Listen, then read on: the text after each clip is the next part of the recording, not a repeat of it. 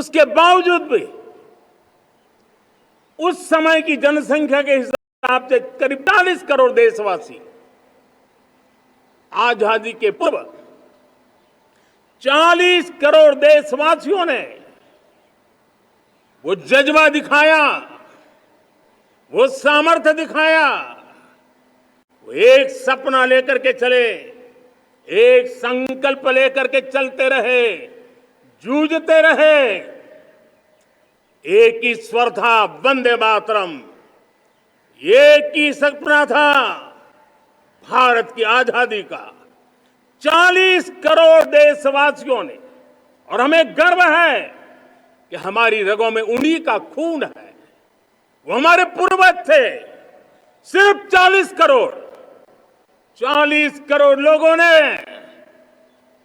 दुनिया की महासत्ता को उखाड़ करके फेंक दिया था, गुलामी की जंजीरों को तोड़ दिया था। अगर हमारे पूर्वज, जिनका खून हमारी रगों में है, आज हम तो 140 करोड़ है।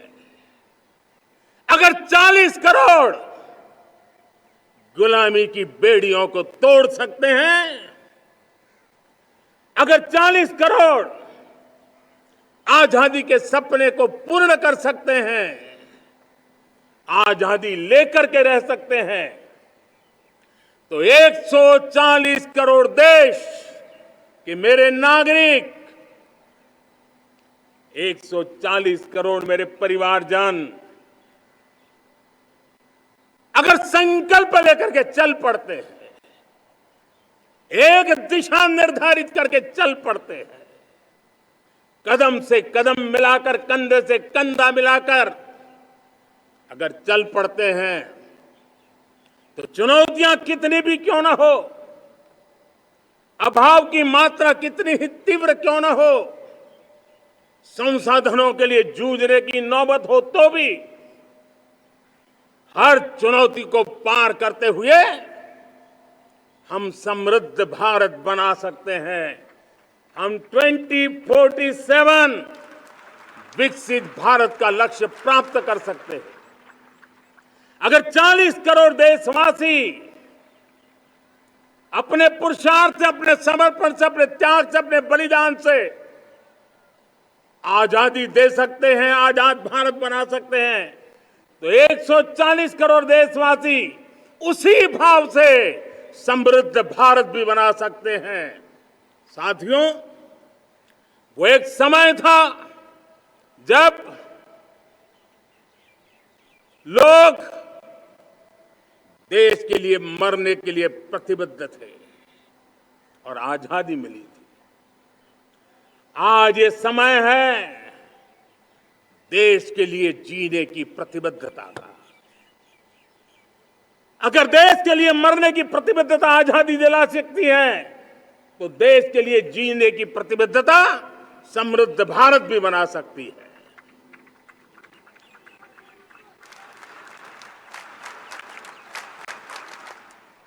साथियों, विकसित भारत 2047 ये सिर्फ भाषण के शब्द नहीं है। इसके पीछे कठोर परिश्रम चल रहा है। देश के कोटि कोटि जनों के सुझाव लिए जा रहे हैं और हमने देशवासियों से सुझाव मांगे। और मुझे प्रसन्नता है कि मेरे देश के करोड़ों नागरिकों ने विकसित भारत 2047 के लिए अनगिनत सुझाव दिए हैं। हर देशवासी का सपना उसमें प्रतिबिंबित हो रहा है। हर देशवासी का संकल्प उसमें झलकता है। युवा हो, बुजुर्ग हो, गांव के लोग हो, शहर के लोग हो, किसान हो, कामदार हो, दलित हो, आदिवासी हो, पहाड़ों में रहने वाले लोग, शहरों में रहने वाले लोग हैं, हर किसी ने 2047 में जब देश आजादी का 100 साल मनाएगा तब तक विकसित भारत के लिए अनमोल सुझाव दिए हैं। और मैं जब इन सुझावों को देखता था मेरा मन प्रसन्न हो रहा था। उन्होंने क्या लिखा? कुछ लोगों ने कहा कि दुनिया का स्किल कैपिटल बनाने का सुझाव हमारे सामने रखा। 2047 विकसित भारत के लिए कुछ लोगों ने भारत को मैन्युफैक्चरिंग का ग्लोबल हब बनाने का सुझाव दिया। कुछ लोगों ने भारत की हमारी यूनिवर्सिटीज ग्लोबल बने इसके लिए सुझाव दिया। कुछ लोगों ने यह भी कहा कि क्या आजादी के इतने सालों के बाद हमारा मीडिया ग्लोबल नहीं होना चाहिए। कुछ लोगों ने यह भी कहा कि हमारा स्किल्ड युवा विश्व की पहली पसंद बनना चाहिए। कुछ लोगों ने सुझाव दिया भारत को जल्द से जल्द जीवन के हर क्षेत्र में आत्मनिर्भर बनना चाहिए। कई लोगों ने सुझाव दिया कि हमारे किसान जो मोटा अनाज पैदा करते हैं, जिसको हम श्री अन्न कहते हैं, उस सुपर फूड को दुनिया के हर डाइनिंग टेबल पर पहुंचाना है। हमें विश्व के पोषण को भी बल देना है और भारत के छोटे किसानों को भी मजबूती देनी है। कई लोगों ने सुझाव दिया कि देश में स्थानीय स्वराज की संस्थाओं से लेकर के अनेक इकाइयां हैं, उन सब में गवर्नेंस के रिफॉर्म की बहुत जरूरत है। कई लोगों ने लिखा कि न्याय के अंदर जो विलंब हो रहा है उसके प्रति चिंता जाहिर की और यह भी कहा कि हमारे देश में न्याय व्यवस्था में रिफॉर्म की बहुत बड़ी जरूरत है। कई लोगों ने लिखा कि कई ग्रीनफील्ड सिटीज बनाने की अब समय की मांग है। किसी ने बढ़ती हुई प्राकृतिक आपदाओं के बीच शासन प्रशासन में कैपेसिटी बिल्डिंग के लिए एक अभियान चलाने का सुझाव दिया। बहुत सारे लोगों ने यह सपना भी देखा है कि अंतरिक्ष में भारत का स्पेस स्टेशन जल्द से जल्द बनना चाहिए। किसी ने कहा भारत की जो पारंपरिक ट्रेडिशनल मेडिसिन है, हमारी औषधि है, दुनिया जब आज होलिस्टिक हेल्थ केयर की तरफ जा रही है तब हमें भारत की पारंपरिक औषधियां और वेलनेस हब के रूप में भारत को विकसित करना चाहिए। कोई कहते हैं कि अब देर नहीं होनी चाहिए, भारत जल्द से जल्द दुनिया की तीसरी सबसे बड़ी इकोनॉमी बनना चाहिए। साथियों, मैं इसलिए पढ़ रहा था कि मेरे देशवासियों ने सुझाव दिए, मेरे देश के सामान्य नागरिक ने ये सुझाव हमें दिए हैं। मैं समझता हूं जब देशवासियों की इतनी विशाल सोच हो, देशवासियों के इतने बड़े सपने हो, देशवासियों की इन बातों में जब संकल्प झलकते हो तब हमारे भीतर एक नया संकल्प दृढ़ बन जाता है, हमारे मन में आत्मविश्वास नई ऊंचाई पर पहुंच जाता है। और साथियों, देशवासियों का ये भरोसा सिर्फ कोई इंटेलेक्चुअल डिबेट नहीं है, ये भरोसा अनुभव से निकला हुआ है। ये विश्वास लंबे कालखंड के परिश्रम की पैदावार है और इसलिए देश का सामान्य मानव याद करता है जब लाल किले से कहा जाता है कि हिंदुस्तान के 18,000 गांवों में समय सीमा में बिजली पहुंचाएंगे और वो काम हो जाता है, तब भरोसा मजबूत हो जाता है। जब ये तय होता है कि आजादी के इतने सालों के बाद भी 2.5 करोड़ परिवार ऐसे हैं जहां बिजली नहीं है, वो अंधेरे में जिंदगी गुजारते हैं, 2.5 करोड़ घरों में बिजली पहुंच जाती है, तब सामान्य मानवीय का भरोसा बढ़ जाता है। जब लाल किले से स्वच्छ भारत की बात कही जाए तब इस देश के अग्रिम हरोड़ पंक्ति में बैठे हुए लोग हो, गांव के लोग हो, गरीब बस्ती में रहने वाले लोग हो, छोटे छोटे बच्चे हो, हर परिवार के अंदर स्वच्छता का वातावरण बन जाए, स्वच्छता की चर्चा हो, स्वच्छता के संदर्भ में एक दूसरे को रोक टोकने का निरंतर प्रयास चलता रहे। मैं समझता हूं कि ये भारत के अंदर आई हुई नई चेतना का प्रतिबिंब है। जब देश के सामने लाल किले से कहा जाए कि आज हमारे परिवारों में 3 करोड़ परिवार ऐसे हैं जिनके घर में नल से जल मिलता है, आवश्यक है हमारे इन परिवारों को पीने का शुद्ध पानी पहुंचे। जल जीवन मिशन के तहत इतने कम समय में नए 12 करोड़ परिवारों को जल जीवन मिशन के तहत नल से जल पहुंच रहा है। आज 15 करोड़ परिवार इसके लाभार्थी बन चुके हैं। हमारे कौन लोग वंचित थे इन व्यवस्थाओं से? कौन पीछे रह गए थे? समाज के अग्रिम पंक्ति के लोग इसके लिए अभाव में नहीं जीते थे। मेरे दलित, मेरे पीड़ित, मेरे शोषित, मेरे आदिवासी भाई बहन, मेरे गरीब भाई बहन, मेरे झुग्गी झोपड़ी में जिंदगी गुजारने वाले लोग, वही तो इन चीजों के अभाव में जी रहे थे। हमने अनेक ऐसे प्राथमिक आवश्यकताओं की पूर्ति के लिए जो प्रयास किया और उसका परिणाम हमारे इन सारे समाज के बंधुओं को मिला है। हमने वोकल फॉर लोकल का मंत्र दिया। आज मुझे खुशी है कि वोकल फॉर लोकल ने अर्थतंत्र के लिए एक नया मंत्र बन गया है। हर डिस्ट्रिक्ट अपनी पैदावार के लिए गर्व करने लगा है। 1 डिस्ट्रिक्ट 1 प्रोडक्ट का माहौल बना है। अब 1 डिस्ट्रिक्ट 1 प्रोडक्ट को 1 डिस्ट्रिक्ट का 1 प्रोडक्ट एक्सपोर्ट कैसे हो, उस दिशा में हर जिले सोचने लगे हैं। रिन्यूएबल एनर्जी का संकल्प लिया था। G20 समूह के देशों ने जितना किया है उससे ज्यादा भारत ने किया है। और भारत ने ऊर्जा के क्षेत्र में आत्मनिर्भर बनने के लिए, ग्लोबल वार्मिंग की चिंताओं से मुक्ति पाने के लिए हमने काम किया है। साथियों, देश गर्व करता है आज जब फिनटेक की सफलता को लेकर पूरा विश्व भारत से कुछ सीखना समझना चाहता है, तब हमारा गर्व और बढ़ जाता है। साथियों, हम कैसे भूल सकते हैं कोरोना के वो संकट काल। विश्व में सबसे तेज गति से करोड़ों लोगों को वैक्सीनेशन का काम हमारे इसी देशों में हुआ।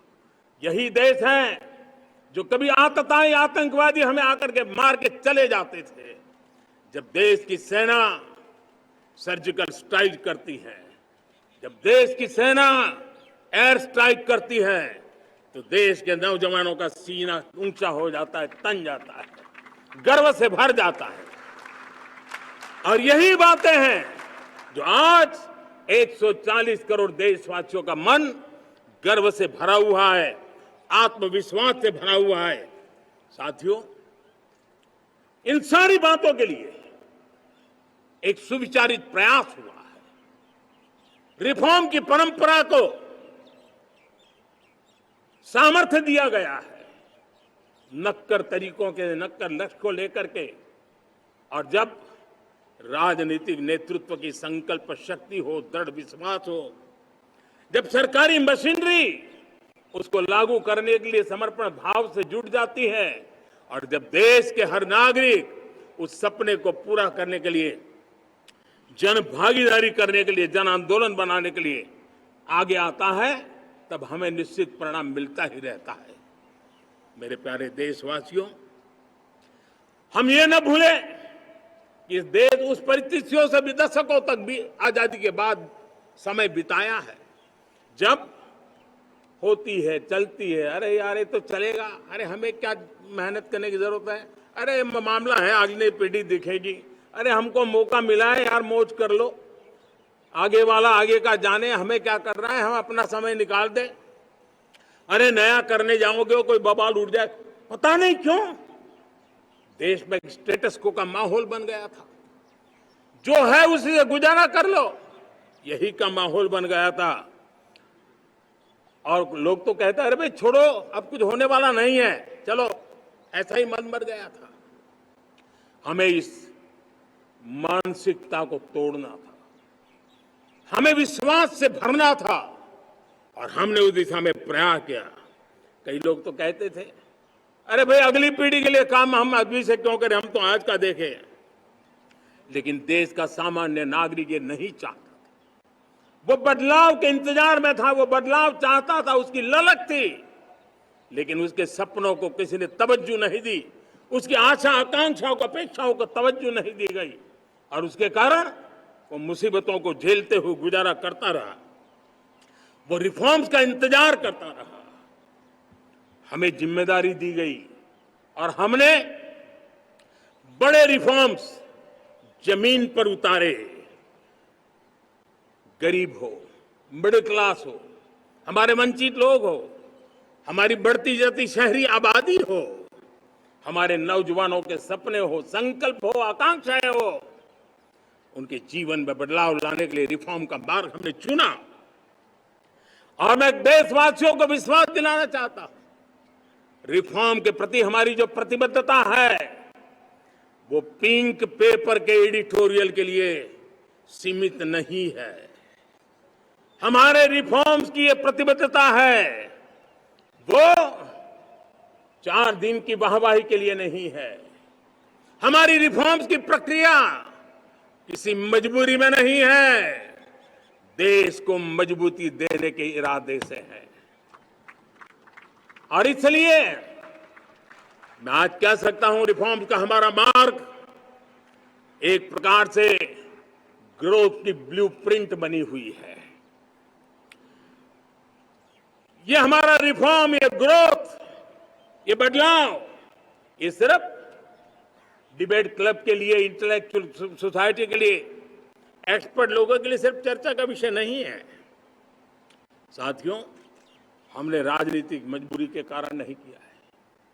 हम जो कुछ भी कर रहे हैं वो राजनीति का भागा गुणा करके नहीं सोचते हैं। हमारा एक ही संकल्प होता है, नेशन फर्स्ट, नेशन फर्स्ट, राष्ट्रहित सुप्रीम। ये मेरा भारत महान बने, इसी संकल्प को लेकर के हम कदम उठाते हैं। साथियों, जब रिफॉर्म की बात आती है, एक लंबा परिवेश है। अगर मैं उसकी चर्चा में चला जाऊंगा तो शायद घंटों निकल जाएंगे, लेकिन मैं एक छोटा सा उदाहरण देना चाहता हूं। बैंकिंग क्षेत्र में जो रिफॉर्म हुआ, आप सोचिए, बैंकिंग क्षेत्र का क्या हाल था।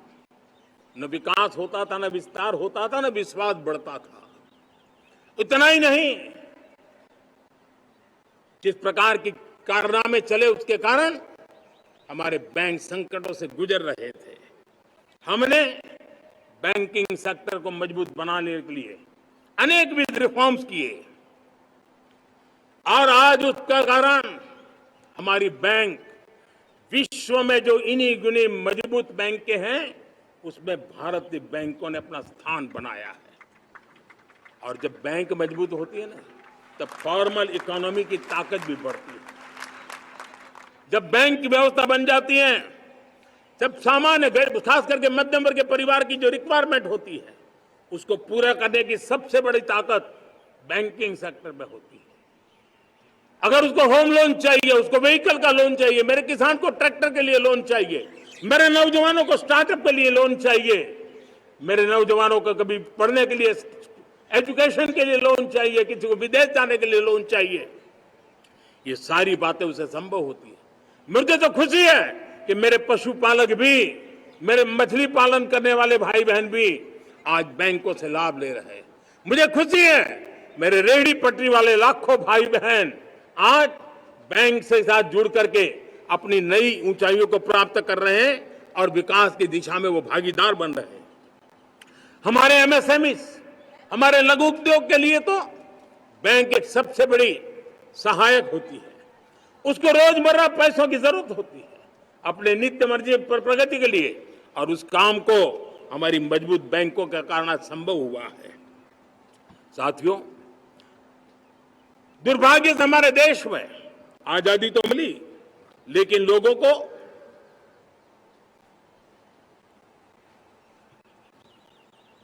एक प्रकार से माई बाप कल्चर से गुजरना पड़ा। सरकार के पास मांगते रहो, सरकार के पास हाथ फैलाते रहो, किसी की सिफारिश के लिए रास्ते खोजते रहो, वही कल्चर डेवलप हुआ था। आज हमने गवर्नेंस के इस मॉडल को बदला है। आज सरकार खुद लाभार्थी हितार्थी के पास जाती है। आज सरकार खुद उसके घर गैस का चूल्हा पहुंचाती है। आज सरकार खुद उसके घर पानी पहुंचाती है। आज सरकार खुद उसके घर बिजली पहुंचाती है। आज सरकार खुद उसको आर्थिक मदद दे करके विकास के नए आयामों को सर करने के लिए प्रेरित करती है, प्रोत्साहित करती है। आज सरकार खुद नौजवान के स्किल डेवलपमेंट के लिए अनेकविध कदम उठा रही है। साथियों, बड़े रिफॉर्म्स के लिए हमारी सरकार बहुत ही प्रतिबद्ध है और हम इसी के द्वारा देश में प्रगति की राह को चुनना चाहते हैं। साथियों, देश में नई व्यवस्थाएं बन रही है। देश को आगे ले जाने के लिए अनेक वित्त नीतियों को, अनेक वित्त पॉलिसीज को निरंतर बनाया जाए और नए सिस्टम पर देश का भरोसा भी बढ़ता रहता है, निरंतर बढ़ता रहता है। आज जो 20-25 साल का नौजवान है, जो 10 साल पहले जब 12-15 साल की उम्र का नौजवान था, उसने अपनी आंखों के सामने ये बदलाव देखा है। 10 साल के भीतर भीतर उसके सपनों को आकार मिला है, धार मिली है और उसके आत्मविश्वास में एक नई चेतना जगी है और वही देश का एक नया सामर्थ्य के रूप में उभरना है। आज विश्व भर में भारत की साख बढ़ी है, भारत के प्रति देखने का नजरिया बदला है। आज विश्व में युवाओं के लिए संभावनाओं के द्वार खुले हैं। रोजगार के अनगिनत नए अवसर जो शायद आजादी के इतने सालों के बाद भी नहीं आए थे, वो आज उनके दरवाजे पर दस्तक दे रहे हैं। संभावनाएं बढ़ती गई हैं, नए मौके बन रहे हैं। मेरे देश के युवाओं को अब धीरे धीरे चलने का इरादा नहीं है। मेरा देश का नौजवान इंक्रीमेंटल प्रगति में विश्वास नहीं करता। मेरा देश का नौजवान छलांग मारने के मूड में है। वो छलांग मार के नई सिद्धियों को प्राप्त करने के मूड में है। मैं कहना चाहूंगा, भारत के लिए गोल्डन एरा है। वैश्विक परिस्थितियों की तुलना में भी देखें, ये गोल्डन एरा है। ये हमारा स्वर्णिम कालखंड है। मेरे प्यारे देशवासियों, ये अवसर हमें जाने नहीं देना है। ये मौका हमें जाने नहीं देना चाहिए और इसी मौके को पकड़ करके अपने सपने और संकल्पों को लेकर के चल पड़ेंगे तो हम देश की स्वर्णिम भारत की जो अपेक्षा और हमें विकसित भारत का 2047 का लक्ष्य हम पूरा करके रहेंगे। हम सदियों की बेड़ियों को तोड़ करके निकले हैं। आज टूरिज्म का क्षेत्र हो, एमएसएमई का क्षेत्र हो, एजुकेशन हो, हेल्थ सेक्टर हो, ट्रांसपोर्ट सेक्टर हो, खेती और किसानी का सेक्टर हो, हर सेक्टर में एक नया आधुनिक सिस्टम बन रहा है। हम विश्व की बेस्ट प्रैक्टिसेस को भी आगे देख रखते हुए हम हमारे देश की परिस्थितियों के अनुसार आगे बढ़ना चाहते हैं। हर सेक्टर में आधुनिकता की जरूरत है, नएपन की जरूरत है, टेक्नोलॉजी को जोड़ने की जरूरत है और हर सेक्टर में हमारी नई नीतियों के कारण इन सारे क्षेत्रों में एक नया सपोर्ट मिल रहा है, नई ताकत मिल रही है।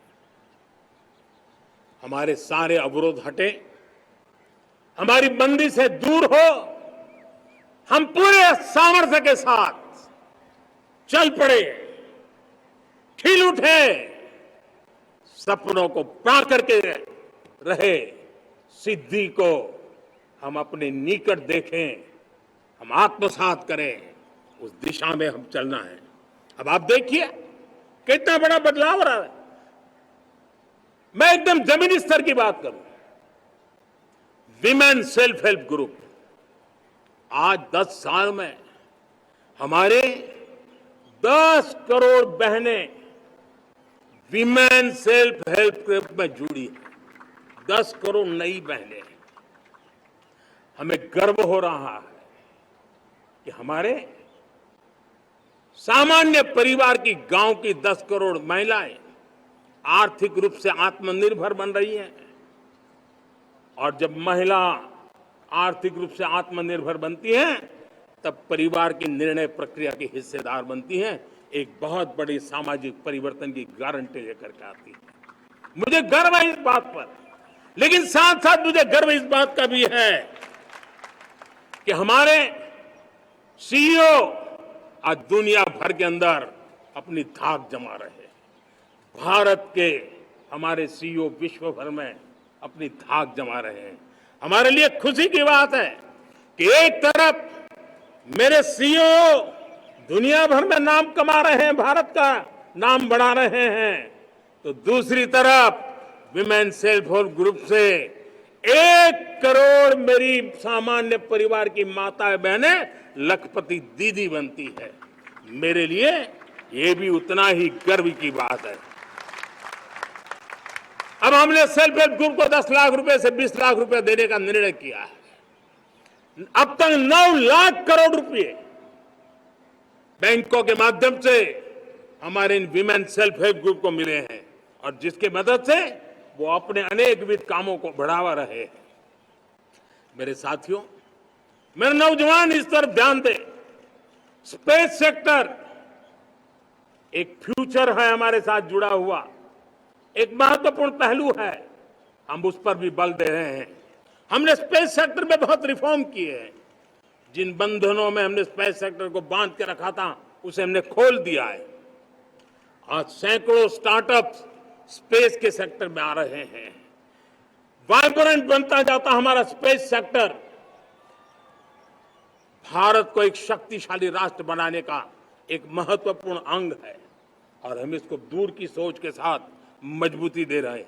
आज private satellite, private rocket launch हो रहे हैं। ये गर्व की बात है। आज मैं कह सकता हूं, जब नीति सही होती है, नियत सही होती है और पूर्ण समर्पण से राष्ट्र का कल्याण यही मंत्र होता है, तो निश्चित परिणाम हम प्राप्त करके रहते हैं। मेरे प्यारे देशवासियों, आज देश में नए अवसर बने, तब मैं कह सकता हूं 2 चीजें और हुई जिसने विकास को एक गति दी है, विकास को एक नई छलांग दी है। और ये है, पहला है आधुनिक इंफ्रास्ट्रक्चर का निर्माण। हमने इंफ्रास्ट्रक्चर को आधुनिक बनाने की दिशा में बहुत बड़े कदम उठाए हैं। और दूसरी तरफ सामान्य मानवीय के जीवन में जो बाधाएं हैं, ईज ऑफ लिविंग का हमारा जो सपना है, उस पर भी हमने उतना ही बल दिया है। पिछले 1 दशक में अभूतपूर्व इंफ्रास्ट्रक्चर का विकास हुआ है। रेल हो, रोड हो, एयरपोर्ट हो, पोर्ट हो, ब्रॉडबैंड कनेक्टिविटी हो, गांव-गांव नए स्कूल बनाने की बात हो, जंगलों में स्कूल बनाने की बात हो, दूर सुदूर इलाकों में अस्पताल बनाने की बात हो, आरोग्य मंदिर बनाने की बात हो, मेडिकल कॉलेजों का काम हो, आयुष्मान आरोग्य मंदिरों का निर्माण चलता हो, 60,000 से ज्यादा अमृत सरोवर बने हो, 2 लाख पंचायतों तक ऑप्टिकल फाइबर नेटवर्क पहुंचा हो, नहरों का एक बहुत बड़ा जाल बिछाया जा रहा हो, 4 करोड़ पक्के घर बनना, गरीबों को एक नया आश्रय मिलना, 3 करोड़ नए घर बनाने के संकल्प के साथ आगे बढ़ने की हमारी कोशिश हो। हमारा पूर्वी भारत, नॉर्थ ईस्ट, उसका इलाका आज इंफ्रास्ट्रक्चर के लिए जाने जाना लगा है। और हमने ये जो कायाकल्प किया है, उसका सबसे बड़ा लाभ समाज के उन वर्गों तक हम पहुंचे हैं जो ग्रामीण सड़कें वहां बनी है, जिनकी तरफ कोई देखता नहीं था, जिस इलाकों को नहीं देखता था, जिन गांवों को नहीं देखता था। दलित हो, पीड़ित हो, शोषित हो, वंचित हो, पिछड़े हो, आदिवासी हो, जंगल में रहने वाले हो, दूर सुदूर पहाड़ों में रहने वाले हो, सीमावर्ती स्थान पर रहने वाले हो, हमने उनकी आवश्यकता की पूर्ति की है। हमारे मछुआरे भाई बहनों की आवश्यकताओं को पूरा करना, हमारे पशुपालकों के जीवन को बदलना, एक प्रकार से सर्वांगीण विकास का प्रयास हमारी नीतियों में रहा, हमारी नीयत में रहा है, हमारे रिफॉर्म में रहा है, हमारे कार्यक्रमों में रहा है, हमारी कार्यशैली में रहा है। और उस सबसे बड़ा लाभ मेरे युवाओं को होता है। उनको नए नए अवसर मिलते हैं, नए नए क्षेत्र में कदम रखने का उसके लिए संभावनाएं बन जाती है। और वही तो सबसे ज्यादा रोजगार दे रहा है। और सबसे ज्यादा रोजगार प्राप्त करने का अवसर इन्हीं समय में उनको मिला है। हमारा जो मध्यम वर्गीय परिवार है, मध्यम वर्गीय परिवार को क्वालिटी ऑफ लाइफ, वो स्वाभाविक उसकी अपेक्षा रहती है। वो देश के लिए बहुत देता है, तो देश का भी दायित्व है कि उसकी जो क्वालिटी ऑफ लाइफ पे जो उसकी अपेक्षाएं हैं, सरकार की कठिनाइयों से मुक्ति की उसकी जो अपेक्षाएं हैं, उसको पूर्ण करने के लिए हम निरंतर प्रयास करते हैं। और मैंने तो सपना देखा है कि 2047 जब विकसित भारत का सपना होगा तो उसकी एक इकाई ये भी होगी कि सामान्य मानव के जीवन में सरकार की दखलें कम हो, जहां सरकार की जरूरत हो वहां अभाव न हो, और जहां सरकार की बेकारण प्रभाव भी न हो, इस प्रकार की व्यवस्था पर हम प्रतिबद्ध हैं। मेरे प्यारे देशवासियों, हम छोटी छोटी जरूरतों पर भी ध्यान देते हैं, हम छोटी छोटी आवश्यकताओं पर ध्यान देते हैं और उसको लेकर हम चलते हैं। चाहे हमारे गरीब का घर का चूल्हा जलता रहे, गरीब की मां को कभी आंसू पी करके सोना न पड़े, और इसके लिए मुफ्त इलाज की योजना हमारी चल रही है। बिजली, पानी, गैस अब सैचुरेशन के मूड पर है। और जब हम सैचुरेशन की बात करते हैं वो 100% होता है। जब सैचुरेशन होता है तो उसको जातिवाद का रंग नहीं लगता है। जब सैचुरेशन होता है तो उसमें पांथिकता का रंग नहीं लगता है। जब सैचुरेशन का मंत्र होता है तब सच्चे अर्थ में सबका साथ सबका विकास का मंत्र साकार होता है। लोगों के जीवन में सरकार की दखल कम हो, उस दिशा में हमने हजारों कंप्लायंसेस के लिए सरकार सामान्य मानवी पर बोझ डालती थी, उन सारे कंप्लायंसेस को दूर किया। हमने देशवासियों के लिए 1,500 से ज्यादा कानूनों को खत्म कर दिया ताकि कानूनों की जंजाल के अंदर देशवासियों को फंसना न पड़े। हमने छोटी छोटी गलतियों के कारण ऐसे कानून बने थे उनको जेल में अंदर धकेल दिया जाए। हमने उन छोटे छोटे कारणों से जेल जाने के जो परंपराएं थी उन सारे कानूनों को नष्ट कर दिया और उसको कानूनों को जेल भेजने के प्रावधान को व्यवस्था से बाहर कर दिया है। आज हमने जो आजादी की विरासत के गर्व की बात हम जो करते हैं, सदियों से हमारे पास जो क्रिमिनल लॉ थे, आज हमने उसको नए क्रिमिनल लॉ जिसको हमने न्याय संहिता के रूप में, और जिसके मूल में दंड नहीं पर नागरिक को न्याय, इस भाव को हमने प्रबल बनाया है। ईज ऑफ लिविंग बनाने के लिए देशव्यापी मिशन में काम करे।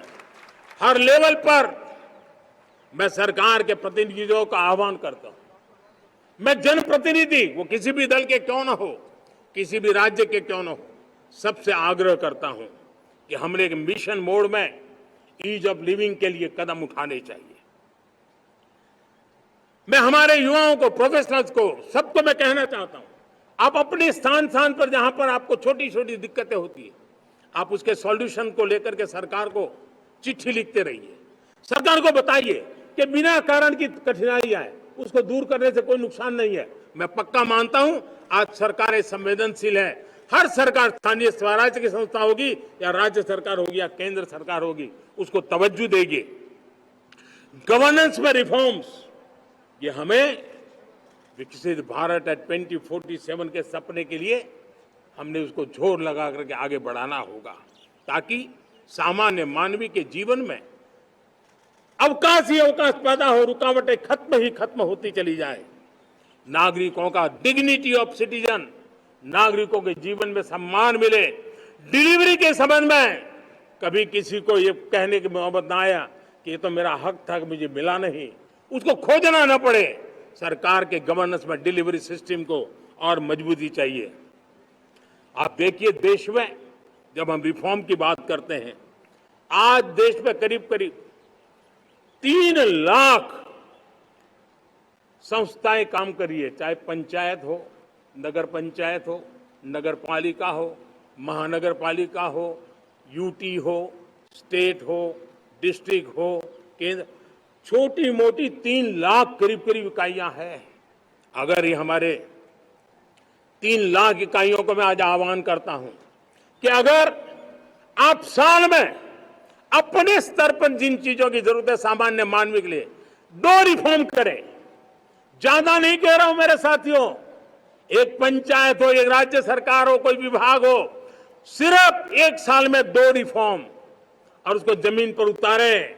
आप देखिए, हम देखते ही देखते एक साल में करीब करीब 25-30 लाख रिफॉर्म कर सकते हैं।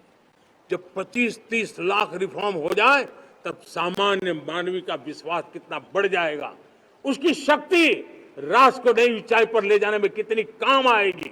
और इसलिए हम अपने स्तर पर होती है चलती से मुक्ति पाकर के बदलावों के लिए आगे आए, हिम्मत के साथ आगे आए। और सामान्य मानवी की जरूरत छोटी छोटी जरूरत होती है, पंचायत लेवल पर भी वो मुसीबतें झेल रहा है, उन मुसीबतों से हम मुक्ति दिलाएं तो मुझे पक्का विश्वास है कि हम सपनों को पार कर सकते हैं। मेरे प्यारे देशवासियों, आज देश आकांक्षाओं से भरा हुआ है। हमारे देश का नौजवान नई सिद्धियों को चूमना चाहता है, नए नए शिखरों पर वो कदम रखना चाहता है। और इसलिए हमारी कोशिश है हर सेक्टर में कार्य को हम गति दें, तेज गति दें। और उसके द्वारा पहले हम हर सेक्टर में नए अवसर पैदा करें। दूसरा, ये बदलती हुई व्यवस्थाओं के लिए जो सपोर्टिव इंफ्रास्ट्रक्चर चाहिए, उन इंफ्रास्ट्रक्चर पर हम बदलाव के मजबूती देने की दिशा में काम करें। और तीसरी बात है, नागरिकों की मूलभूत सुविधाओं के विषय में हम प्राथमिकता दें, उसको बल दें। इन तीनों भारत में एक एस्पिरेशनल सोसाइटी का निर्माण किया है और उसके परिणाम स्वरूप आज समाज खुद एक विश्वास से भरा हुआ है। हमारे देशवासियों की आकांक्षा है, उनके एस्पिरेशंस, हमारे नौजवानों की ऊर्जा हमारे देश के सामर्थ्य के साथ जोड़ करके हम आगे बढ़ने की एक ललक लेकर के चल रहे हैं। मुझे विश्वास है रोजगार और स्वरोजगार नए रिकॉर्ड के अवसर पर हम काम किया है। प्रति व्यक्ति आज आय दोगुनी करने में हम सफल हुए हैं। ग्लोबल ग्रोथ में भारत का योगदान बड़ा है। भारत का एक्सपोर्ट लगातार बढ़ रहा है। विदेशी मुद्रा भंडार लगातार बढ़ा हुआ है, पहले से 2 गुना पहुंचा है। ग्लोबल संस्थानों का भारत के प्रति भरोसा बढ़ा है। मुझे विश्वास है भारत की दिशा सही है, भारत की गति तेज है और भारत के सपनों में सामर्थ्य है। लेकिन इन सबके साथ संवेदनशीलता का हमारा मार्ग हमारे लिए ऊर्जा में एक नई चेतना भरता है। मम भाव हमारे कार्य की शैली है। समभाव भी चाहिए, मम भाव भी चाहिए, उसको लेकर के हम चल रहे हैं। साथियों, मैं जब कोरोना काल को याद करता हूं, कोरोना की वैश्विक महामारी के बीच सबसे तेजी से इकोनॉमी को बेहतर बनाने वाला कोई देश है तो वो देश भारत है। तब लगता है कि हमारी दिशा सही है। जब जात पात मत पंथ ऊपर उठकर हर घर तिरंगा फहराया जाता है, तब लगता है देश की दिशा सही है। आज पूरा देश तिरंगा है, हर घर तिरंगा है। न कोई जात है, न कोई पात है, न कोई ऊंच है, न कोई नीच है, सभी भारतीय है। यही तो हमारी दिशा की ताकत है।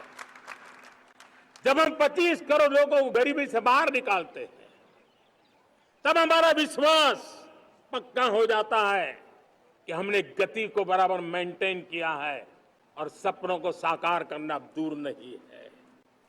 जब 100 से अधिक आकांक्षी जिले अपने अपने राज्य के अच्छे जिलों की स्पर्धा कर रहे हैं, बराबरी करने लगे हैं, तो हमें लगता है कि हमारी दिशा और गति दोनों सामर्थ्यवान है।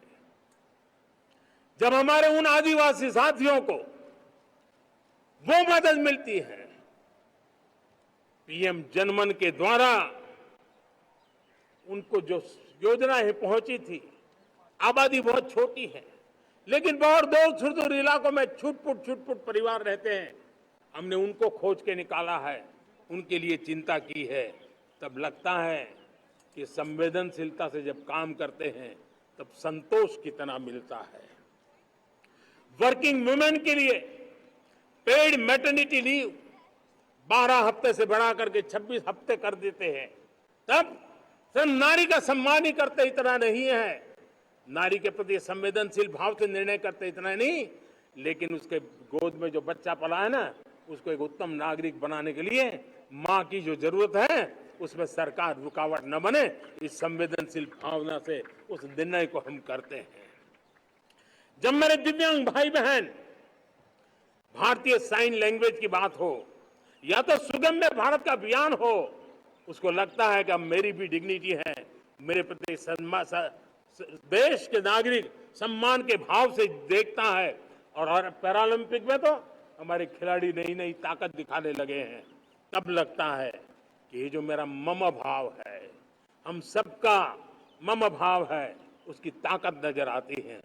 हमारे ट्रांसजेंडर समाज के प्रति हम जिस संवेदना के साथ निर्णय बना रहे हैं, हम नए नए कानून बना रहे हैं, उनको सम्मान का जीवन देने के लिए हम प्रयास कर रहे हैं, तब बदलाव की हमारी दिशा सही दिखता है। सेवा भाव से किए गए इन कामों का, जो त्रिविध मार्गों से हम चले हुए, इन कामों का एक सीधा सीधा लाभ आज उसके परिणाम के रूप में हमें नजर आ रहा है। 60 साल बाद लगातार तीसरी बार आपने हमें देश सेवा का मौका दिया है। मेरे 140 करोड़ देशवासी, आपने जो आशीर्वाद दिए हैं, उस आशीर्वाद में मेरे लिए एक ही संदेश है, जन जन की सेवा, हर परिवार की सेवा, हर क्षेत्र की सेवा, और सेवा भाव से समाज की शक्ति को साथ लेकर के विकास की नई ऊंचाइयों पर पहुंचना। 2047 विकसित भारत के सपने को लेकर के चलना, उसी एक संदेश को लेकर मैं आज लाल किले की प्राचीर से हमें आशीर्वाद देने के लिए मैं कोटि कोटि देशवासियों का सर झुका करके आभार व्यक्त करता हूं। मैं उनके प्रति नतमस्तक होता हूं और मैं उनको विश्वास दिलाता हूं कि हमें नई ऊंचाइयों को नए जोश के साथ आगे बढ़ना है। हमें सिर्फ जो हो गया है वो संतोष मान करके बैठने वाले हम लोग नहीं हैं, वो हमारे संस्कार में नहीं है। हम कुछ और करने के लिए, कुछ और आगे बढ़ने के लिए और कुछ और नई ऊंचाइयों को पार करने के लिए हम आगे बढ़ना चाहते हैं। विकास को, समृद्धि को, सपनों को साकार करने को, संकल्प को लिए जीवन खपाने को हम अपना स्वभाव बनाना चाहते हैं, देशवासियों का स्वभाव बनाना चाहते हैं। मेरे प्यारे देशवासियों, आज नई शिक्षा नीति बहुत एक मात्रा में कई राज्यों ने उसको अच्छा इनिशिएटिव लिए है और उसके कारण आज एक 21वीं सदी के अनुरूप हमारी शिक्षा व्यवस्था को जो हम बल देना चाहते हैं और विकसित भारत के सपने के लिए जिस प्रकार से मानव समूह तैयार करना चाहते हैं, नई शिक्षा नीति बहुत बड़ी भूमिका अदा। मैं नहीं चाहता हूं कि मेरे देश के नौजवानों को अब विदेशों में पढ़ने के लिए मजबूर होना पड़े। मध्यम वर्गीय परिवार के लाखों करोड़ों रुपया बच्चों को विदेश पढ़ने के लिए भेजने में खर्च हो जाए। हम यहां ऐसी शिक्षा व्यवस्था का विकसित करना चाहते हैं कि मेरे देश के नौजवानों को विदेश जाना न पड़े, मेरे मध्यम वर्गीय परिवारों को लाखों करोड़ रुपया खर्च करना न पड़े। इतना ही नहीं, ऐसे संस्थान निर्माण हो ताकि विदेशों से लोग भारत के अंदर उनका मुंह मोड़े। अभी अभी हमने बिहार का हमारा गौरवप्रद इतिहास रहा है, नालंदा यूनिवर्सिटी का पुनर्निर्माण किया है। फिर से एक बार नालंदा यूनिवर्सिटी काम करना शुरू कर दिया है। लेकिन हमें शिक्षा के क्षेत्र में फिर से एक बार सदियों पुराने उस नालंदा स्पिरिट को जगाना होगा, उस नालंदा स्पिरिट को जीना होगा, उस नालंदा स्पिरिट को लेकर के बड़े विश्वास के साथ विश्व की ज्ञान की परंपराओं को नई चेतना देने का काम हमें करना होगा। मुझे पक्का विश्वास है कि नई शिक्षा नीति ने मातृभाषा पर बल दिया है। मैं राज्य सरकारों से कहूंगा, मैं देश की सभी संस्थानों से कहूंगा कि भाषा के कारण हमारे देश की टैलेंट को रुकावट नहीं आनी चाहिए, भाषा अवरुद्ध नहीं होनी चाहिए। मातृभाषा का सामर्थ्य हमारे देश के छोटे छोटे गरीब से गरीब मां के बेटे को भी सपने पूरा करने का ताकत देता है। और इसलिए हमने हमारी मातृभाषा में पढ़ाई, जीवन में मातृभाषा का स्थान, परिवार में मातृभाषा का स्थान, उसकी ओर हमें बल देना होगा। मेरे प्यारे देशवासियों, जिस प्रकार से आज विश्व का बदलाव नजर आ रहा है और तब जाकर के स्किल का महत्व बहुत बढ़ गया है और हम स्किल को और नई एक ताकत देना चाहते हैं। हम इंडस्ट्री 4.0 को ध्यान में रख करके हम स्किल डेवलपमेंट चाहते हैं। हम जीवन के हर क्षेत्र में, हम एग्रीकल्चर सेक्टर में भी कैपेसिटी बिल्डिंग करके देने के लिए स्किल डेवलपमेंट चाहते हैं। हम तो हमारा सफाई का क्षेत्र हो, उसमें भी एक नए स्किल डेवलपमेंट की ओर बल देना चाहते हैं। और हम स्किल इंडिया प्रोग्राम को बहुत व्यापक रूप से इस बार लेकर के आए हैं। बजट में भी इसका बहुत बड़ा, इस बजट में इंटर्नशिप को भी हमने बल दिया है ताकि हमारे नौजवानों को एक एक्सपीरियंस मिले, उनकी कैपेसिटी बिल्डिंग हो और बाजार में उनका ताकत दिखाई दे। उस प्रकार से मैं स्किल युवाओं को तैयार करना चाहता हूं। और इसलिए कई बार, और दोस्तों, आज विश्व की परिस्थिति को देखते हुए मैं साफ साफ देख रहा हूं कि भारत का स्किल्ड मैन पावर जो है, हमारा स्किलफुल जो नौजवान है, वो ग्लोबल जॉब मार्केट में अपनी दमक बनाए। हम उस सपने को लेकर के आगे चल रहे हैं। साथियों, विश्व जिस तेजी से बदल रहा है, जीवन के हर क्षेत्र में साइंस और टेक्नोलॉजी का महत्व बढ़ता चला जाने वाला है। हमें साइंस को बहुत बढ़ देने की आवश्यकता है। और मैंने देखा, चंद्रयान की सफलता के बाद हमारे स्कूल कॉलेज के अंदर साइंस और टेक्नोलॉजी के प्रति एक नई रुचि का वातावरण बना है, नई दिलचस्पी बढ़ी है। तब हमारे शिक्षा संस्थानों ने ये जो मनोभाव बना है, उसको नर्चर करने के लिए आगे आना होगा। भारत सरकार ने भी रिसर्च के लिए सपोर्ट बढ़ा दिया है। हमने ज्यादा से ज्यादा चेस्ट स्थापित किए हैं।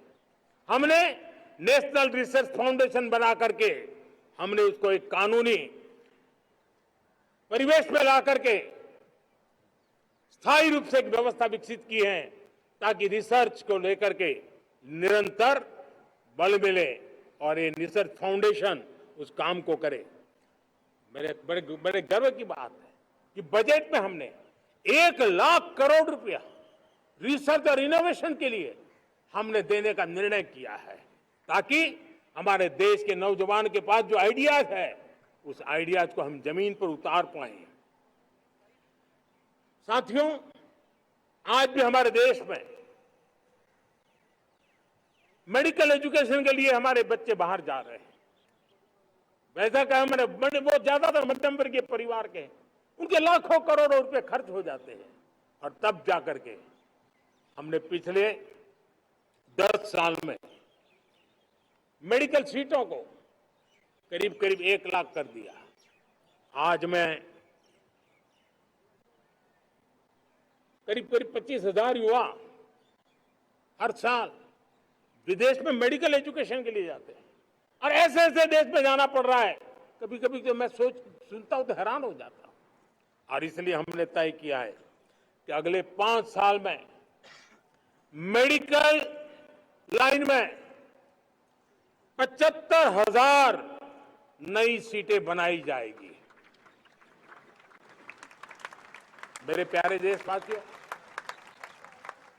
विकसित भारत 2047 वो स्वस्थ भारत भी होना चाहिए, और जब स्वस्थ भारत हो तो आज जो बच्चे हैं उनके पोषण पर आज से ही ध्यान देने की जरूरत है। और इसलिए हमने विकसित भारत की जो पहली पीढ़ी है उनकी तरफ विशेष ध्यान दे करके हमने पोषण का एक अभियान चला है। हमने राष्ट्रीय पोषण मिशन शुरू किया है, पोषण को हमने प्राथमिकता दी है। मेरे प्यारे देशवासियों, हमारी कृषि व्यवस्था को ट्रांसफॉर्म करना बहुत जरूरी है, समय की मांग है।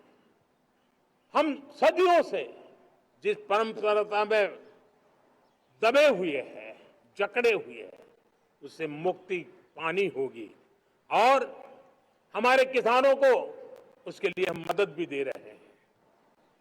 हम उसको ट्रांसफॉर्म करने की दिशा में लगातार काम करते आए हैं। आज आसान ऋण दे रहे हैं किसानों को, टेक्नोलॉजी की मदद दे रहे हैं। किसान जो पैदावार करता है उसको वैल्यू एडिशन के लिए हम काम कर रहे हैं, उसके लिए मार्केटिंग के लिए पूरा प्रबंध करते हैं, ताकि उसको एंड टू एंड हर जगह पे हैंड होल्डिंग की व्यवस्था हो। उस दिशा में हम काम कर रहे हैं। आज जब धरती माता के प्रति सारा विश्व चिंतित है, जिस प्रकार से उर्वरक के कारण हमारी धरती माता की शहद दिनों दिन बिगड़ता जा रही है, हमारी धरती माता की उत्पादकता क्षमता खत्म होती चली जा रही है, कम होती चली जा रही है। और उस समय मैं मेरे देश के लाखों किसानों का आभार व्यक्त करना चाहता हूं, जिन्होंने प्राकृतिक खेती का रास्ता चुना है और हमारी धरती माता की सेवा करने का भी उन्होंने बीड़ा उठाया है। और इस बार बजट में भी हमने प्राकृतिक खेती को बल देने के लिए बहुत बड़ी योजनाओं के साथ बहुत बड़ा बजट में प्रावधान किया है। मेरे प्यारे देशवासियों, आज दुनिया की स्थिति में देखता हूं, पूरा विश्व होलिस्टिक हेल्थ केयर की तरफ मुड़ रहा है, और तब उनको ऑर्गेनिक फूड ये उनकी प्रथम पसंद बनी है। आज विश्व के लिए ऑर्गेनिक फूड का अगर कोई फूड बास्केट बन सकता है तो मेरे देश का किसान बना सकता है, मेरा देश बन सकता है। और इसलिए हम आने वाले दिनों में उस सपने को लेकर के आगे चलना चाहते हैं, ताकि ऑर्गेनिक फूड की जो विश्व की मांग है, उस ऑर्गेनिक फूड का बास्केट हमारा देश कैसे बने, किसानों का जीवन आसान बने, गांव में टॉप क्लास इंटरनेट कनेक्टिविटी मिले, किसानों को स्वास्थ्य सुविधाएं मिले, किसान के बच्चों को पढ़ने के लिए स्मार्ट स्कूल अवेलेबल हो, किसान के बच्चों को रोजगार उपलब्ध हो। छोटी छोटे खेती के टुकड़ों पर पूरा परिवार आज जीना बड़ा मुश्किल हो रहा है, तब उनके नौजवानों के लिए वो स्किल मिले, ताकि उनके नए रोजगार मिले, नए आय के साधन बने। इसका एक कॉम्प्रिहेंसिव प्रयास हम कर रहे हैं। बीते वर्षों में वुमेन लेड डेवलपमेंट मॉडल पर हमने काम किया है। इनोवेशन हो, एम्प्लॉयमेंट हो, एंटरप्रेन्योरशिप हो, हर सेक्टर में महिलाओं के कदम बढ़ते जा रहे हैं। महिलाएं सिर्फ भागीदारी बढ़ा रही है ऐसा नहीं, महिलाएं नेतृत्व दे रही है। आज अनेक क्षेत्रों में, आज हमारे रक्षा क्षेत्र में देखिए, हमारा एयरफोर्स हो, हमारी आर्मी हो, हमारी नेवी हो, हमारा स्पेस सेक्टर हो, आज हमारी महिलाओं का हम दमखम देख रहे हैं देश के लिए। लेकिन दूसरी तरफ कुछ चिंता की बातें भी आती हैं, और मैं आज लाल किले से फिर बार एक अपनी पीड़ा व्यक्त करना चाहता हूं। एक समाज के नाते हमें गंभीरता से सोचना होगा कि हमारी माताओं, बहनों, बेटियों के प्रति जो अत्याचार हो रहे हैं, उसके प्रति देश का आक्रोश है, जन सामान्य का आक्रोश है। इस आक्रोश को मैं महसूस कर रहा हूं। इसको देश को, समाज को, हमारी राज्य सरकारों को गंभीरता से लेना होगा। महिलाओं के विरुद्ध अपराधों की जल्द से जल्द जांच हो, राक्षसी कृत्य करने वालों को जल्द से जल्द कड़ी सजा हो, वो समाज में विश्वास पैदा करने के लिए जरूरी है। मैं ये भी बताना चाहूंगा कि जब बलात्कार की या महिलाओं पर अत्याचार की घटनाएं घटती हैं तो उसकी बहुत चर्चा होती है, बहुत प्रचार होता है, मीडिया में छाया रहता है। लेकिन जब ऐसे राक्षसी मनोवृत्ति व्यक्ति को सजा होती है तो वो खबरों में कहीं नजर नहीं आती, एक कोने में कहीं पड़ा रहता है। अब समय की मांग है कि जिनको सजा होती है उसकी व्यापक चर्चा हो, ताकि ऐसा पाप करने वालों को भी डर पैदा हो कि पाप करने की हालत ये होती है कि फांसी पर लटकना पड़ता है। और मुझे लगता है कि डर पैदा करना बहुत जरूरी है। मेरे प्यारे देशवासियों, हमारे देश में ऐसी एक आदत बन गई थी, स्वभाव से हम देश को कम आंकना, देश के प्रति गौरव के भाव का अभाव होना, ये पता नहीं क्यों हमारे जहन में घुस गया था। और हम तो कभी कभी तो लेट आए तो कहते थे इंडियन टाइम, शर्म के साथ हम बोल देते थे। देश को इन चीजों से हमने बाहर लाने में सफलता पाई है।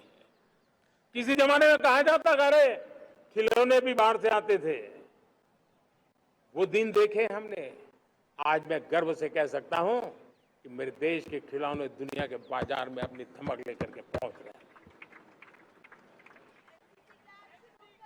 खिलौने हमारे एक्सपोर्ट होने शुरू हुए। तो एक जमाना था हम मोबाइल फोन इंपोर्ट करते थे।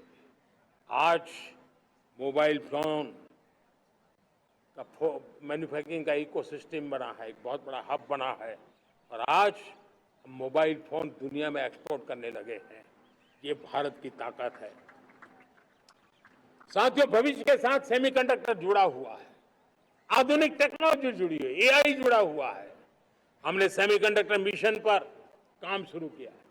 हर उपकरण में मेड इन इंडिया चिप क्यों न हो, क्यों ये सपना मेरे देश का नौजवान देखे। टैलेंट यहां है, सारे इस प्रकार के रिसर्च काम हिंदुस्तान में होते हैं, तो अब प्रोडक्शन भी हिंदुस्तान में होगा, सेमीकंडक्टर का काम भी हिंदुस्तान में होगा, और हम एंड टू एंड सॉल्यूशन दुनिया को देने की ताकत रखते हैं, और हम उसको साथियों, एक जमाना हमने देखा है 2G के लिए हम कैसा संघर्ष करते थे। आज हर उपकरण में हम देख रहे हैं, हम तेजी से आगे बढ़े। और 5G जिस तेजी से पूरे देश में रोल आउट हुआ, हिंदुस्तान के करीब करीब सभी क्षेत्रों में 5G पहुंच गया। वो विश्व में तेज गति से 5G पहुंचाने में हम आगे रहे। और देश साथियों, मैंने कहा हम रुकने वाले नहीं है। 5G पे रुक जाना हमें मंजूर नहीं है। हम 6G पर अभी से मिशन मोड में काम कर रहे हैं, और विश्व में हम उसमें भी अपनी धमक जमाएंगे, ये मैं विश्वास से कहता हूं। मेरे प्यारे साथियों, डिफेंस सेक्टर, हमारी आदत हो गई थी डिफेंस बजट कितना ही क्यों न हो, लेकिन कभी कोई सोचता नहीं था कि डिफेंस बजट बढ़ा तो जाता कहां है। डिफेंस बजट विदेशों से खरीदी में चला जाता था। अब हम चाहते हैं हम आत्मनिर्भर बने, और मैं हमारी डिफेंस फोर्सेस का हृदय से धन्यवाद करता हूं। उन्होंने हजारों ऐसी चीजें लिस्ट कर दी है। उन्होंने तय किया है कि हम विदेश से नहीं लाएंगे। राष्ट्र के लिए जीना क्या कहते हैं, ये हमारे सेना के जवानों ने दिखाया है, और उसके कारण डिफेंस के सेक्टर में हम आत्मनिर्भर होते चले जा रहे हैं। आज डिफेंस मैन्युफैक्चरिंग में भारत की पहचान बनी है, और मैं आज खुशी से कह सकता हूं कि जो देश कभी डिफेंस की हर छोटी मोटी चीज बाहर से लाता था, आज धीरे धीरे दुनिया के कई देशों में हम जो डिफेंस के इक्विपमेंट मैन्युफैक्चर कर रहे हैं वो हम एक्सपोर्ट करने लगे हैं। दुनिया में डिफेंस हब, मैन्युफैक्चरिंग हब के रूप में हम धीरे धीरे उभर रहे हैं। हम मैन्युफैक्चरिंग क्षेत्र को बढ़ावा देना चाहते हैं क्योंकि रोजगार के लिए सर्वाधिक आवश्यक है। आज पीएलआई स्कीम को बहुत बड़ी सफलता मिली है। एफडीआई रिफॉर्म्स, उसने भी हमें बहुत बड़ी ताकत दी है। एमएसएमईज को बहुत बड़ा बल मिला है, नई व्यवस्थाएं विकसित हुई है और उसके कारण हमारा मैन्युफैक्चरिंग सेक्टर, हम दुनिया का एक मैन्युफैक्चरिंग हब बने। जिस देश के पास इतनी नौजवान शक्ति हो, जिस देश के अंदर ये सामर्थ्य हो, हम मैन्युफैक्चरिंग की दुनिया में भी इंडस्ट्री 4.0 में हम बहुत बड़ी ताकत के साथ आगे जाना चाहते हैं। और इसके लिए आवश्यक स्किल डेवलपमेंट, उस पर भी हमने बल दिया है।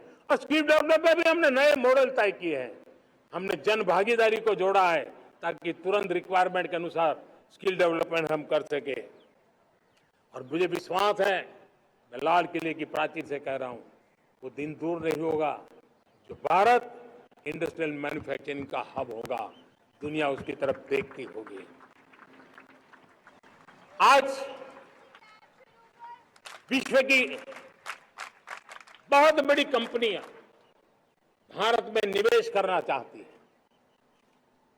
ये चुनाव के बाद मैंने देखा, मेरे तीसरे कार्यकाल में जितने लोग मुझसे मिलने के लिए मांग कर रहे हैं वो ज्यादातर निवेशक लोग हैं, विश्व भर के निवेशक हैं। वो आना चाहते हैं, भारत में निवेश करना चाहते हैं। ये एक बहुत बड़ा गोल्डन अपॉर्चुनिटी है। मैं राज्य सरकारों से आग्रह करता हूं कि आप निवेशकों को आकर्षित करने के लिए स्पष्ट नीति निर्धारित कीजिए, गुड गवर्नेंस का आश्वासन दीजिए, लॉ एंड ऑर्डर सिचुएशन के लिए उनको भरोसा दीजिए। हर राज्य एक तंदुरुस्त स्पर्धा में आगे आए। राज्य के बीच निवेशकों को खींचने के लिए स्पर्धा होनी चाहिए, निवेशकों के लिए, ताकि उनके राज्य में निवेशक आएंगे, उनके राज्य के नौजवानों को स्थानीय रूप से अवसर मिलेगा, रोजगार का अवसर मिलेगा। नीतियों में परिवर्तन लाना चाहिए तो ग्लोबल रिक्वायरमेंट के अनुसार नीतियों को राज्यों ने परिवर्तित करना चाहिए। लैंड की आवश्यकता है तो राज्यों ने लैंड बैंक बनानी चाहिए।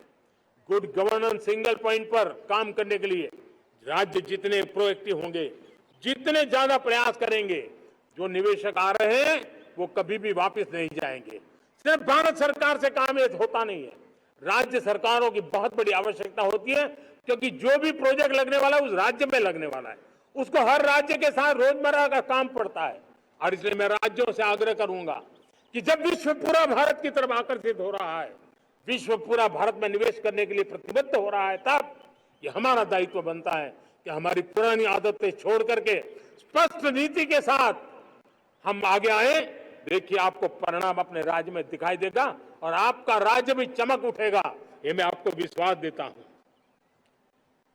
साथियों, भारत अपनी बेस्ट क्वालिटी के लिए पहचानी जाए, ये बहुत जरूरी है। अब विश्व के लिए हमें डिजाइन ऑफ का क्षेत्र, डिजाइन इन इंडिया, इस पर हमने बल देना है। हमें कोशिश करनी है अब इंडियन स्टैंडर्ड इंटरनेशनल स्टैंडर्ड बनने चाहिए। इंडियन स्टैंडर्ड इंटरनेशनल स्टैंडर्ड बनेंगे तब हमारी हर चीज को सहजता से मोहर लग जाएगी। और ये हमारे प्रोडक्शन की क्वालिटी पर निर्भर करेगा, हमारी सेवा की क्वालिटी पर निर्भर करेगा, हमारे अप्रोच की क्वालिटी पर निर्भर करेगा। और इसलिए हमें क्वालिटी पर बल देकर के आगे बढ़ना है। हमारे पास टैलेंट है, डिजाइन के क्षेत्र में हम दुनिया को बहुत कुछ नया दे सकते हैं। डिजाइन इन इंडिया, इस आह्वान को लेकर के हमें अब आगे चलना है। Design in India and design for the world, इस सपने को लेकर के चलना है।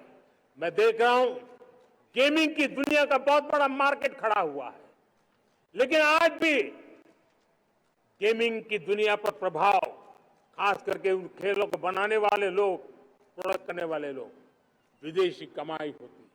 भारत के पास बहुत बड़ी विरासत है, हम गेमिंग की दुनिया में बहुत नई टैलेंट को लेकर के आ सकते हैं। विश्व के हर बच्चे को हमारे देश की बनी हुई गेमिंग की ओर आकर्षित कर सकते हैं। मैं चाहता हूं कि भारत के बच्चे, भारत के नौजवान, भारत के आईटी प्रोफेशनल्स, भारत के एआई के प्रोफेशनल्स, वे गेमिंग की दुनिया को लीड करें। खेलने में नहीं, गेमिंग की दुनिया में हमारे प्रोडक्ट पूरे विश्व में पहुंचने चाहिए और पूरी दुनिया में हमारे एनिमेटर्स काम कर सकते हैं। एनिमेशन की दुनिया में हम अपनी दाग जमा सकते हैं। हम उस दिशा में काम करें। मेरे प्यारे देशवासियों, आज विश्व के अंदर ग्लोबल वार्मिंग, क्लाइमेट चेंज हर क्षेत्र में चिंता और चर्चा का विषय रहता है। भारत ने उस दिशा में काफी कदम उठाए हैं। हम विश्व को आश्वस्त करते रहे हैं और शब्दों से नहीं, अपने कार्यों से, प्राप्त परिणामों से हमने विश्व को आश्वस्त भी किया है और विश्व को आश्चर्यचकित भी किया है। हम ही हैं जिन्होंने सिंगल यूज